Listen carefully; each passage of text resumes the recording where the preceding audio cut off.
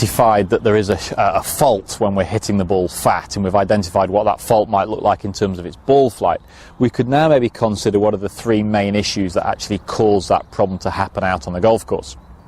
Now, the first main issue is going to be swaying or incorrect movement with the body weight. So what I mean by that would be setting up to the golf ball in the right position. I've got my hybrid club here, my Thomas Golf 5 hybrid. Nice club, like to use it on a tee peg or off the ground, but I still want to make good contact with it. So I've got myself in a good setup position. My body weight's 50-50. If I sway back in my backswing and I'm too far over my right leg, my centre of gravity has moved back behind the golf ball. If I now swing down and I don't re-shift back to the other side, chances are I hit the floor under the centre of gravity. The sort of low point of my arc will be under the middle of my body. So I've moved the middle of my body too far back and then hit the ground. That's going to cause a fat shot. So one of your first considerations, if you are fatting the golf ball, are you swaying too much with your body weight? And if so, look at some videos that I've done previously about correct weight shift.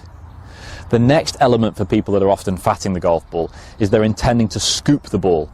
They have too much reliance on trying to use their hands to lift the ball up in the air. And a lot of this is actually a psychological problem. They set up to that ball and they think, that ball needs to go airborne, I need to help it, which is incorrect. The club will do the airborne thing. Your job is just to deliver the club behind the ball. But if you try and help that up in the air, similar thing to the weight shift problem happens. The club bottoms out prior to the ball and then starts to lift up as it tries to hit the golf ball into the sky. So we get ground and then up into the golf ball trying to flick and scoop it. And the problem with that is the worse it gets, the more that psychological I need to help it kicks in. And actually that's quite difficult to reverse. So if you're swaying on the golf ball or if you're scooping on the golf ball, quite big concerns with fatting the golf shot.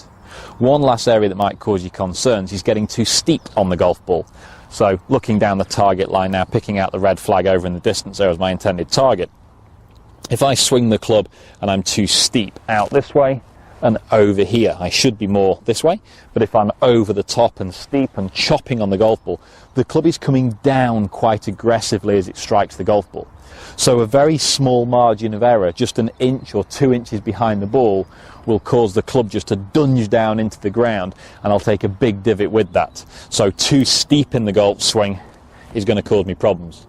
Now we often actually see one or more of those faults in combination. So if you're a steep swinging, swaying scooper, you probably only have one bad shot in your game, and that's going to be a fat shot. So if we can take those issues and start to work on them individually and start to work to get rid of them, your ball striking will improve, the distance you hit the golf ball will improve, and overall your enjoyment of the game of golf will definitely improve.